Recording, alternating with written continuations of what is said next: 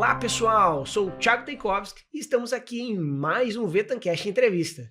E hoje a gente está com uma autoridade no assunto, o professor Luciano Alves Meira, que é professor, escritor e cofundador da Caminhos Vida Integral. Professor, seja bem-vindo ao nosso Vetancast Entrevistas. Oi Thiago, é um prazer estar com você, né, e com a Vetanco.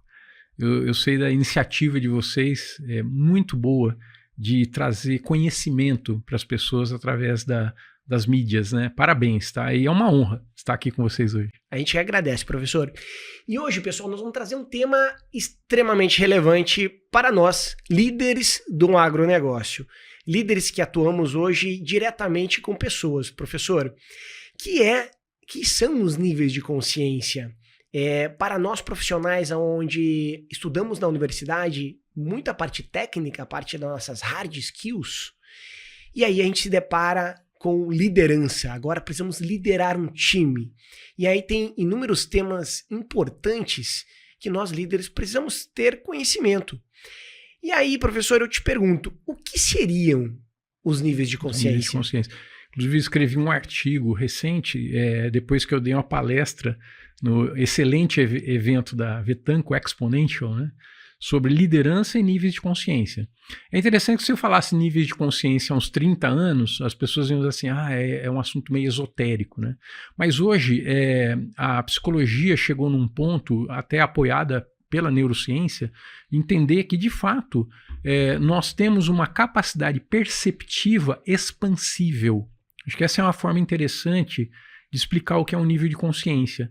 Se eu percebo menos, eu estou num determinado nível. Se eu percebo mais, eu estou em outro nível. Vamos pegar um experimento que todo mundo pode entender, fácil. Pelo menos quem tem criança pequena em casa e acompanha o crescimento dessas crianças, né?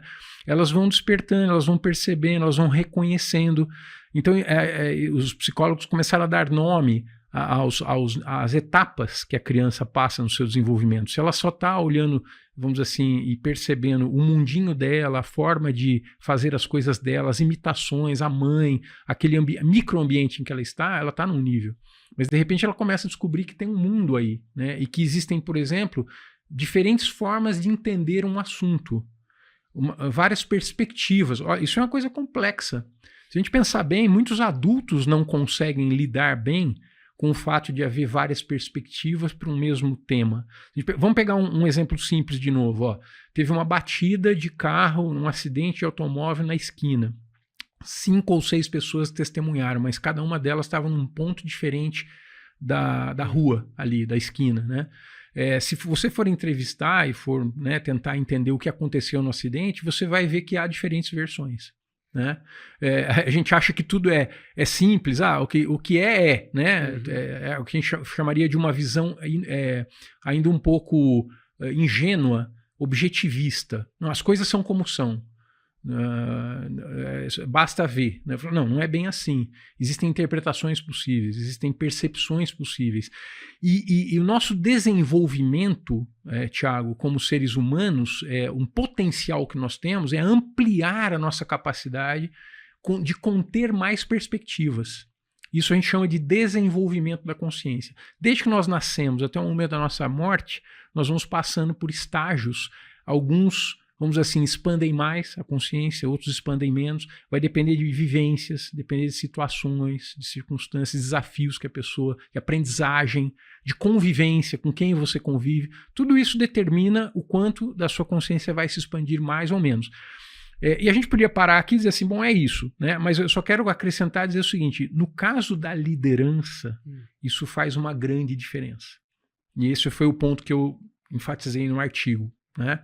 Porque se para todo ser humano a questão da consciência já vamos dizer assim, relevante, para o líder se torna ao quadrado relevante. E a gente pode explorar depois os porquês disso. Não, fantástico, professor, fantástico. E como você puxou agora no final da sua fala, que para a liderança é muito, muito importante, como você traduziria hoje, em 2024, onde a gente tem gerações novas entrando no mercado de trabalho, a gente tem 4 gerações no mercado de trabalho, que são a geração Z, a Y, a X e os baby boomers. E a gente vê que as novas gerações, elas estão chegando com um comportamento um pouco diferente da nossa. E você acha que os níveis de consciência, isso interfere na forma do líder liderar essa nova geração? E vice-versa também, como essa nova geração, como os níveis de consciência nessa nova geração estão chegando hoje no mercado de trabalho? Qual que é a sua opinião frente a esse ponto? Eu vou responder invertendo. Vou falar primeiro dessa chegada dos jovens, né? Vamos dizer o seguinte, que à medida que a espécie humana vai evoluindo, né, vai havendo sim um aumento na capacidade de percepção da espécie como um todo. Então, isso significa dizer que as novas gerações vêm mais sensíveis ou mais abertas ao desenvolvimento do que as gerações anteriores, né? Uhum. Até pela aceleração material, de progresso material e de estímulos que nós recebemos muito pela tecnologia, já é diferente, né? Se você pegar uma criança hoje, tá, que está crescendo num ambiente rural, distante de todas as tecnologias, pensa nisso, ou numa floresta, ou num ambiente rural, e comparar com uma criança que está numa grande cidade e que tem todos esses estímulos o tempo inteiro, você vai perceber que o desenvolvimento se dá de forma diferente. O neurocientista vai dizer que as conexões que os neurônios fazem, né, as possibilidades de conexões são diferentes, são muito maiores aqui nesse grande centro. O que não significa dizer que é melhor em qualidade.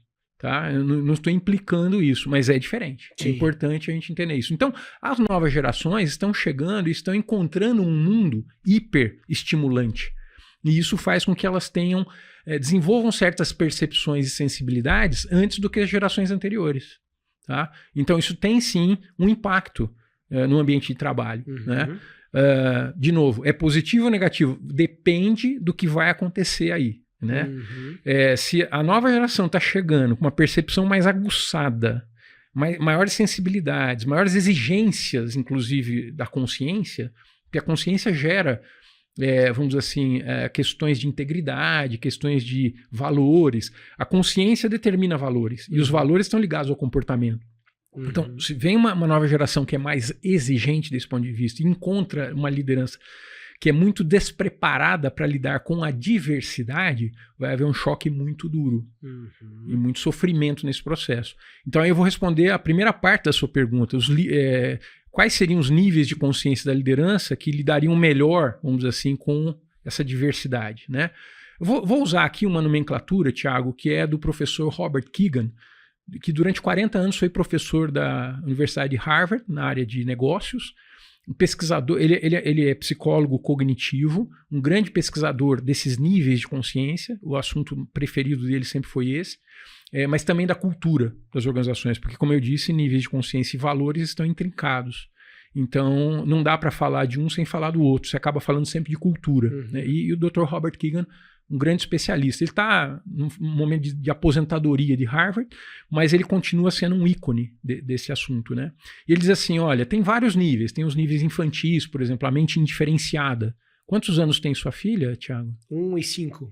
Então, nessa fase, ela está saindo, olha só, do que a gente chamaria de mente indiferenciada, que é aquele fenômeno de que o bebê e a mamãe são um só, do ponto de vista do bebê. Imagina que isso já é sabido aí há muito tempo, tá? Desde Piaget na psicologia, né? Só que aí há outros estágios, a gente vai chamar depois de mente reconhecedora. A criança começa a descobrir o mundo. Mente estruturada é o momento que ela começa a ter que se autoconter, trabalhar suas próprias emoções, que já é na pré-adolescência. E chegamos à fase adulta. Na fase adulta, o Dr. Kegan vai dar vai falar 3 nomes, são 3 níveis possíveis para o adulto que ele conseguiu, através de pesquisa, detectar. E esses 3 nos interessam muito para a liderança. O primeiro nível é chamado de mente socializada. Vamos pensar que a mente socializada, num resumo, é um estágio em que você realmente aprende a viver segundo as convenções sociais, por isso que é mente socializada. Você começa a jogar bem o ping-pong da vida social, vamos dizer assim, né? Só que nessa fase você ainda é muito impressionado, eu e você quando passamos por essa fase, nós somos muito impressionados pela opinião alheia sobre nós mesmos. Nós estamos sempre tentando provar a nós mesmos. Isso é natural na mente socializada. É a própria definição do que é a mente socializada. Então, eu quero estar bem com a sociedade, eu quero provar o meu valor dentro dessa sociedade, né? Provar a minha competência, e eu fico muito refém da opinião alheia sobre mim. Sim. Como é que um líder lidera se ele está nesse nível? Dar, desagradar, aceitação, não aceitação. E isso gera um monte de problema no dia a dia, nós sabemos, né? O líder acaba em situações de demanda muito forte, em que o conflito sobe, ele acaba se tornando reativo, porque ele não está preparado para lidar com isso. O que ele faz? Ou ele bate ou ele foge. Então você tem aquele líder muito autoritário, e ser autoritário, na verdade, é uma forma de defesa, de autodefesa. Eu sou autoritário porque eu não quero lidar com a diferença. Então eu imponho a minha visão aos outros porque eu estou com medo de deixar que as pessoas tragam suas visões, percebe? Eu não estou preparado para isso. Então isso é a mente socializada, né? Show. Ou então tem aquele líder também que acaba ficando super vulnerável à equipe. Eu conheço alguns líderes que infelizmente não estão liderando, eles estão sendo arrastados pela equipe. A equipe faz do líder gato e sapato. Isso também é fruto desse nível. Percebe como há várias versões de efeitos que podem ocorrer, tá? Não é só um efeito, é complexo o tema. Mas vamos passar para o próximo nível. Ele vai chamar de mente autoral, Dr. Keegan. A mente autoral, como é que se entra nesse nível de maturidade, nível de consciência, né? Ele vai dizer, Dr. Keegan, que é marcado pela autorreflexão, o autoconhecimento. Eu uso muito esse termo, autoconhecimento. O líder que começa a pensar que mais importante até do que o sucesso, vencer na vida, né? Que na mente socializada é isso que predomina. Ele de repente começa a pensar, não, mas espera aí, ser quem eu sou, viver pelos meus valores, que valores são esses? É mais importante até do que o sucesso. Nossa, isso é uma maturidade muito grande, tá? A pessoa começa a ser mais coerente com ela mesma, mas para isso ela tem que se conhecer, ela tem que ter um autoestudo, uma autopercepção muito grande. Eu falo que geralmente são pessoas que passaram por sofrimento e que buscaram se conhecer melhor, foram atrás de terapia, em momentos necessários, claro. Foram atrás de retiros ou reflexões espirituais. Alguma coisa aconteceu que essa pessoa começou a se ver mais. E faz também algo que a gente chama em psicologia, que é a agilidade emocional, que é ter consciência do próprio modelo emocional. Né? Então essa pessoa começa a ter mais domínio sobre si. Olha só que interessante. E com isso ela é menos refém da opinião alheia. Ela fica mais forte nessa ideia dos valores, que valores eu quero plasmar, realizar aqui na minha liderança, e menos suscetível a modismos, vamos dizer assim, a pessoas que às vezes fazem chantagem emocional. Ela não cai, ela começa a ficar menos reativa ao ambiente e mais segura. Né, não de que ela sabe demais, ao contrário, nesse nível do autoconhecimento a gente começa a ver que a gente sabe pouco. Todos nós sabemos pouco. Eu falo que é um momento socrático. Sim. Dizem que Sócrates teria dito essa frase, né? Só sei que nada sei. Isso é um momento de autoconhecimento, né? Então há uma humildade também nesse nível de mente autoral. Então a liderança fica mais aberta, mais democrática, mais participativa e ao mesmo tempo menos reativa. Né? Se assume mais a responsabilidade. Então olha que benefício. Nesse nível então de mente autoral, se comparado com a mente socializada, é muito mais fácil lidar com as novas gerações, porque você vai estar pelo menos mais aberto à diversidade. Né? E tem um terceiro nível, que eu anunciei os 3, né? Que é chamada de mente autotransformadora. Esse é um nível muito elevado, tá? O Dr. Keegan percebeu que é raro no mundo corporativo, por exemplo. Poucos líderes chegam aí. Não quer dizer que tenha que estar atrelado à idade, tá? Não é necessariamente uma questão de etária, porque tem gente que envelhece sem amadurecer. Se você assistir lá a peça do Shakespeare, o Rei Lear, é sobre isso. É sobre um rei que envelheceu sem nunca amadurecer. Então ele toma muitas decisões não sábias. O bobo da corte fala para ele num determinado momento da peça: tu não deverias ter ficado velho sem ter te tornado sábio. Então, não é questão da idade, tá, Tiago? Mas é comum, vamos dizer assim, seria esperado que para se chegar a um nível de mente autotransformadora, isso não acontece tão rápido assim, porque a pessoa precisa vivenciar muito. E ela precisa chegar num nível de desprendimento muito grande, esse terceiro nível. É um momento em que Dr. Keegan fala sobre essa questão do indivíduo estar menos egocêntrico e etnocêntrico, estar pensando menos nos seus próprios benefícios e pensando mais no todo. uma visão de conjunto, uma visão mais holística, uma visão sistêmica, né? Pensar em como resolver as coisas sem cair nas polaridades, né? Então, geralmente são pessoas muito conciliadoras, conseguem promover a paz no meio das polaridades, né? São mais serenas, né? E estão realmente dedicadas a uma missão. Eu falo que quem chega nesse nível, é muito raro, não está mais trabalhando pelos ganhos, está trabalhando realmente pela missão. Né? Tá realmente interessado em que a missão se complete. Então são líderes que começam a ser muito benéficos para a comunidade. E na questão das gerações, é nesse nível de mente autotransformadora que o indivíduo teria uma capacidade incomum de compreender mais do que julgar. E olha como isso é importante. Já que as gerações são diferentes mesmo, sempre houve essa diferença. Diferença geracional não é uma coisa que está acontecendo só agora. Sim. A gente tem relatos na Grécia Antiga, a gente tem relatos no Renascimento de choques, né? Sempre houve, né? Sempre vai haver esse choque.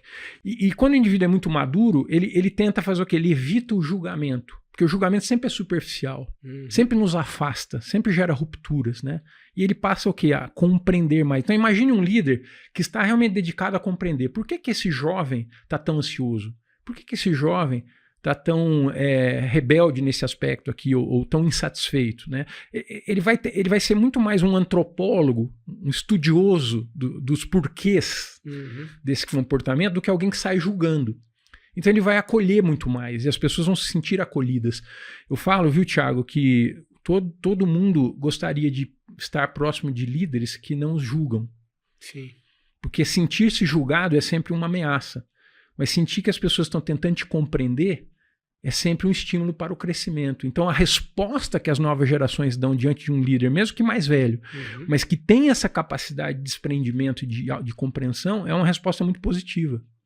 O problema é que nós temos muito poucos líderes que chegam nesse nível, segundo o próprio Keegan, tá? Que passou 40 anos entrando nas empresas, nas organizações, tentando entender essas tendências, esses comportamentos, essas visões de mundo, esses valores, tá? A gente vive numa sociedade que ainda não valoriza muito essa coisa da sabedoria, valoriza muito mais o resultado imediato. Sim. Então a gente não promove muito esse desenvolvimento dessa forma ainda.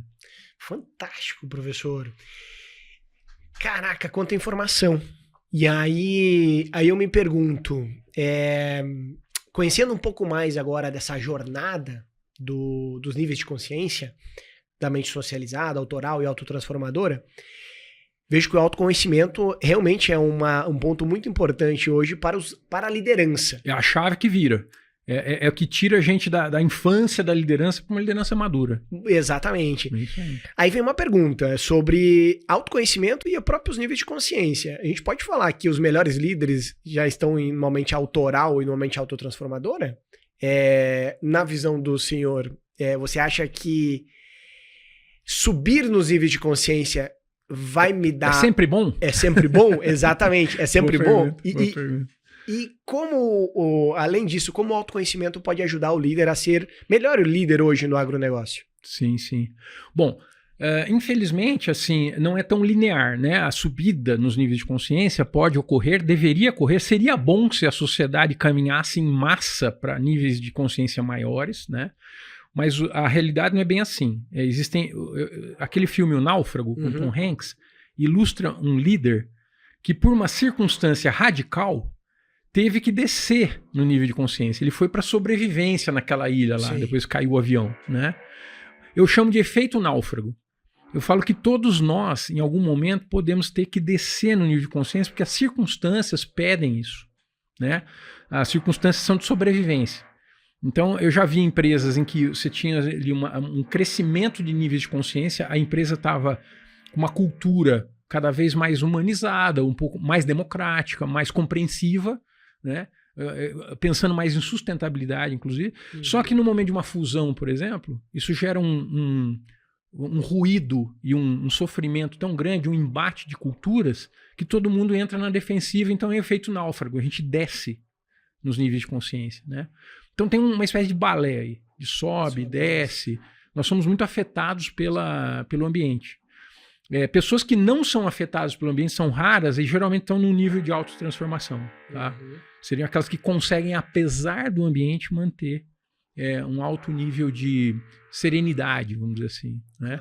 E agora, sobre a pergunta se é sempre bom subir ou não, a gente ainda tem que levar em consideração o seguinte: que empresa é essa? Que cultura em que ela está vivendo e o que ela está tentando realizar no mundo? Existem empresas em que certos níveis altos de consciência não são aceitos ainda. A empresa está tão focada em resultado imediato, resultado a qualquer custo, que se aparecer alguém com uma visão muito madura, gera um choque que não é produtivo, né? Porque as pessoas, ele não vai ser compreendido. A pessoa ainda, por mais que ele compreenda, ele não vai ser muito aceito, né? Você teria que ter uma postura mais agressiva, vai ser exigido isso do líder. Sim. Então, ou ele desce para acompanhar a cultura organizacional, nesse caso, porque a própria cultura não subiu ainda, ou ele sai. É o mais comum, né? Porque a pessoa dificilmente vai se sujeitar a isso, a não ser que ela esteja lá para a missão de transformação da cultura. Então tem uma complexidade aí. Claro. Espero que esteja sendo bem esclarecedor. Não, excelente, professor. E para ajudar ainda mais a gente, é possível sozinho a gente ter um autoconhecimento dos nossos níveis de consciência e se existem ferramentas que a gente possa se autoconhecer, que nos traga respostas. Porque muitas vezes a gente está no piloto automático, focado no resultado, inúmeras informações, tarefas diárias, e a gente ainda tem que parar, se autoconhecer e ainda fazer gestão de uma equipe. A gente sozinho consegue entender os nossos níveis de consciência e existem ferramentas? Vamos lá. Nós somos seres sociais, né, Thiago? Não existe, é interessante a gente pensar nisso, né? Em nenhum momento o ser humano esteve sozinho. Sim. Senão não haveria continuidade, né? Então é até um mistério sobre o início. Mas vamos lá. Então, como somos seres sociais, nós funcionamos uns para os outros como espelhos. A psicologia junguiana é muito baseada nisso, né? Por exemplo, o efeito sombra. Geralmente o que me irrita no outro, no comportamento do outro que me irrita, que mais me irrita, é algo que eu preciso trabalhar em mim. Então, o autoconhecimento, ele ganha muito nas trocas.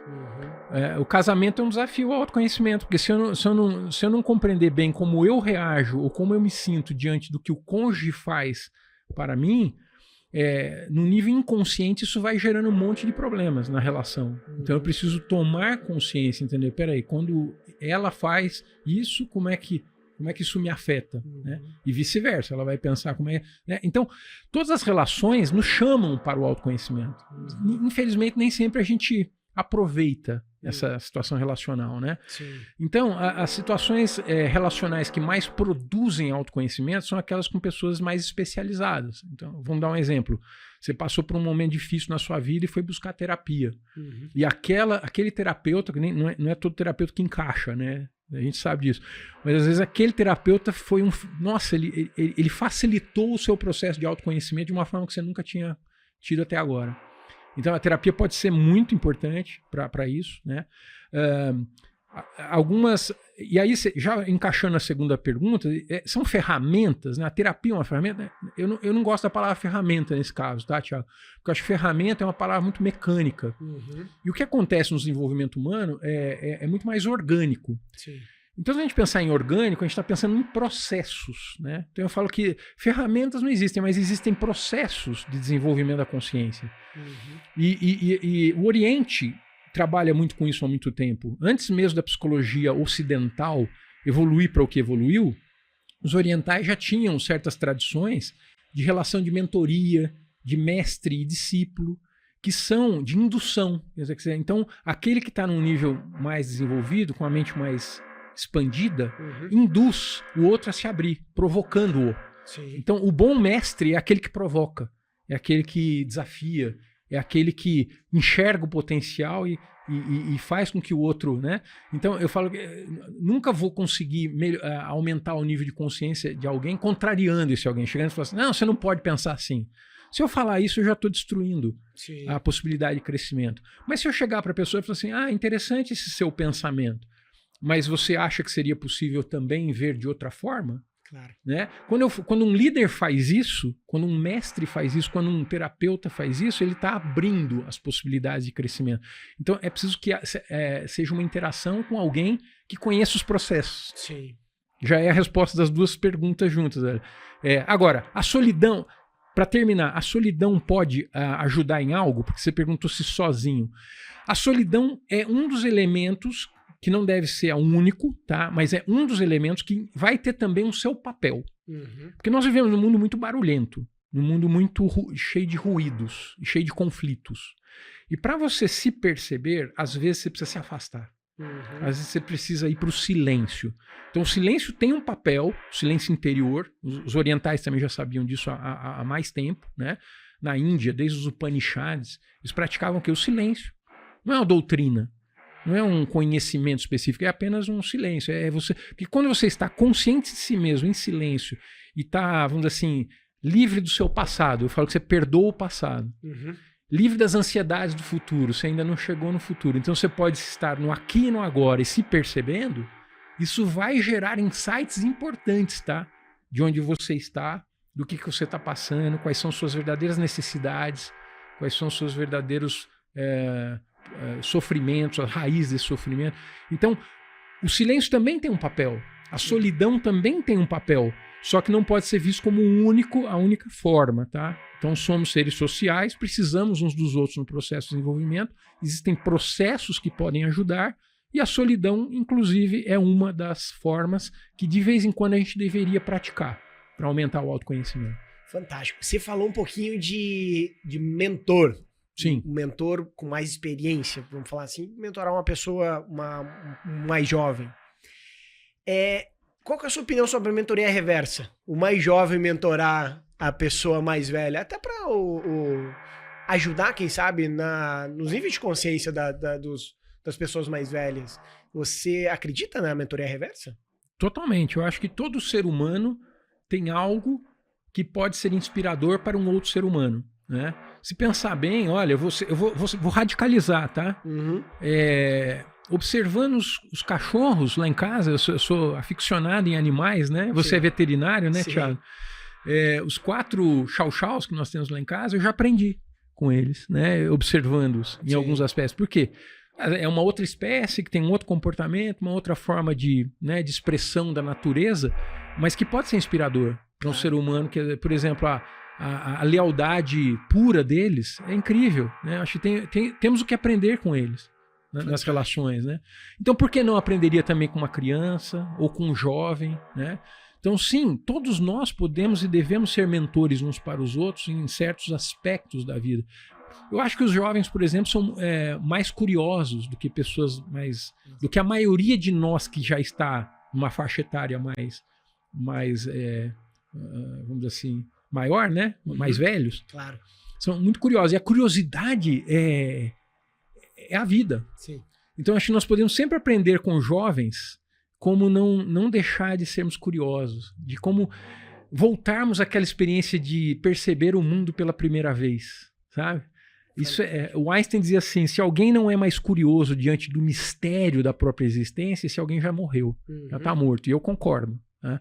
E acho que isso nós podemos sempre pegar dos jovens, os jovens estão sempre descobrindo o mundo, e nós devemos estar sempre descobrindo o mundo, tá? Fantástico, professor. Bom, quero te agradecer imensamente esse bate-papo conosco. De um tema extremamente relevante. Quando a gente fala de liderança e começa a trazer ferramentas, subsídios, conceitos, conteúdos que nos ajudem a ser melhores líderes hoje no mercado de trabalho. E eu falo que todo mundo é líder. Todo mundo tem alguma questão de liderança dentro das companhias.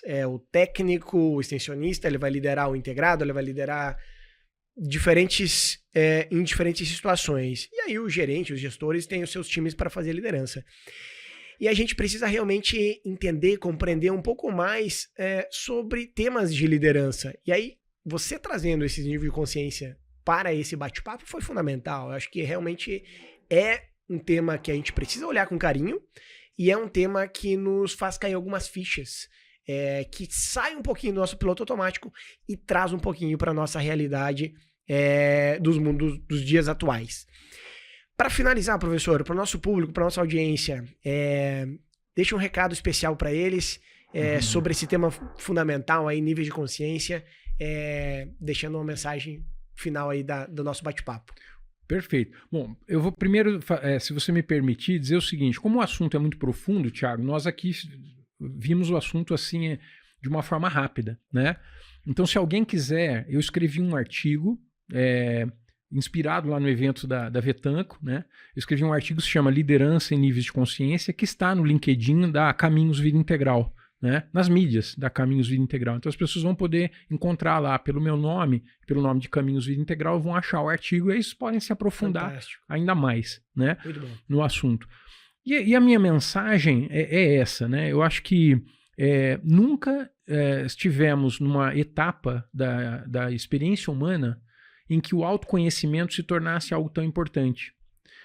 Nós estamos vivendo uma sociedade muito complexa que tende à polaridade. Então as pessoas acabam se dividindo, se separando por várias razões. Sim. Né? E isso já é um sinal de falta de autoconhecimento. Porque se nos conhecêssemos bem, nós entenderíamos que estamos interconectados de maneira inextricável, ou seja, nós somos uma única espécie, né? Nós temos uma unidade em nós, e para que nós vivamos no nosso melhor potencial, nós precisamos de colaboração, de solidariedade, de proximidade, de compreensão mútua, e não de polaridade. Sim.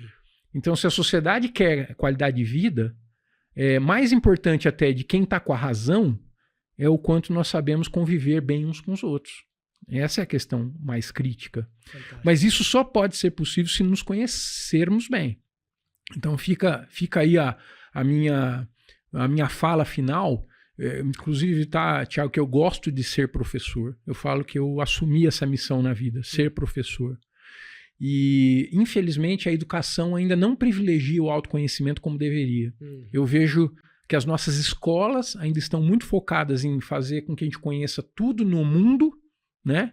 A química, a física, a biologia, a matemática, a língua, a gente conhece tudo, mas a gente conhece pouco de si. Sim. Né? E a gente acaba tendo que recorrer a terapias. Né? Talvez o mundo pudesse ter menos sofrimento psicológico se a educação de base privilegiasse o autoconhecimento. Mas já que ainda não chegamos nesse estágio, que cada um busque o seu autoconhecimento. E se você é líder, atenção, isso é a chave da sua, vamos dizer assim, do seu legado como líder. Porque ser líder é uma alta responsabilidade. Todo líder afeta a vida das pessoas.